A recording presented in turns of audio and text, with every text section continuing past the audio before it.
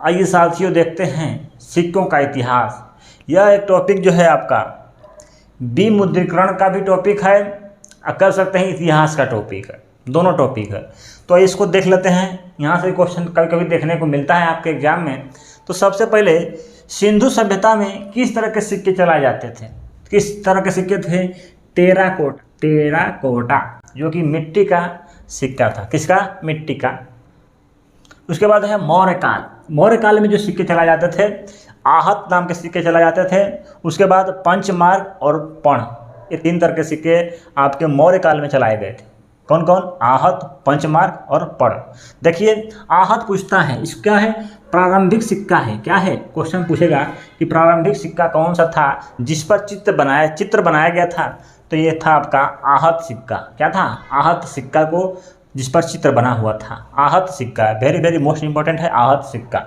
इसके बाद है हिंद यूनानी। हिंद यूनानियों जैसे यूनान के थे। पहली बार सोने का सिक्का किस राजवंश ने चलाया था? किसने? हिंद यूनानी ने। किसने? हिंद यूनानी। देखिए भैया, जो हिंद लोग होंगे उसके पास सोना होगा, तो क्या चलाएंगे? सोने का सिक्का चलाएंगे। तो हिंद यूनानी जो है पहली बार सोने का सिक्का चलाए थे।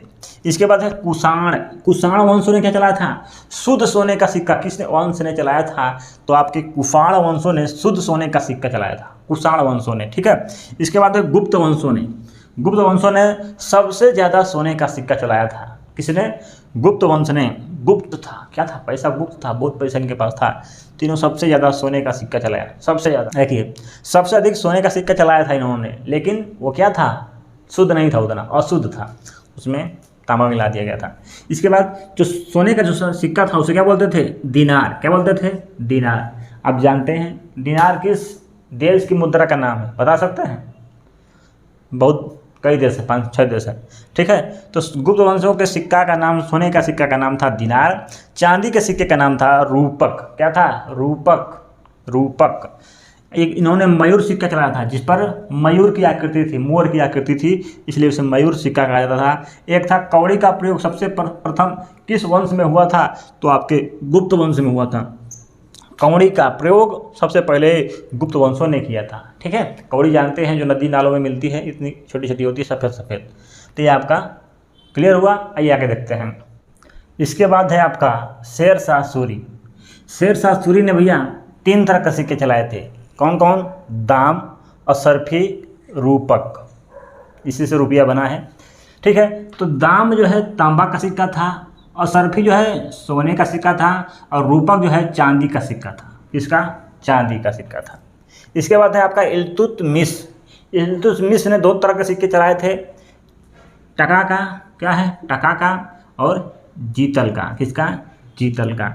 इसके बाद सातवाहन वंश ने शीशे का सिक्का चलाया था। शीशे का सिक्का किस वंश ने चलाया था? Very very most important question पूछता है कभी कभी। तो सातवाहन, वाहन में क्या होता है? गाड़ी, और गाड़ी में क्या लगा होता है? शीशा। क्या लगा होता है? शीशा। तो सातवाहनों ने शीशे का सिक्का चलाया था। इसके बाद है शाहजहां। शाहजहां ने आना सिक्का चलाया था। क्या? आना ही पड़ेगा, शाहजहां महल देखने आना ही पड़ेगा।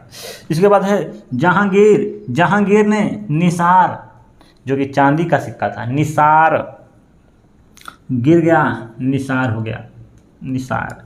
तो जहांगीर ने निसार नामक सिक्का चलाया था जो चांदी का था। अकबर ने जलली और मुहर और इलाही, दीन इलाही कह सकते हैं। तो इलाही 3 तरह के सिक्के इन्होंने चलाए थे, मुहर और इलाही और जलाली, जो कि चांदी का सिक्का था। तो ये आपका सिक्का हुआ लगभग।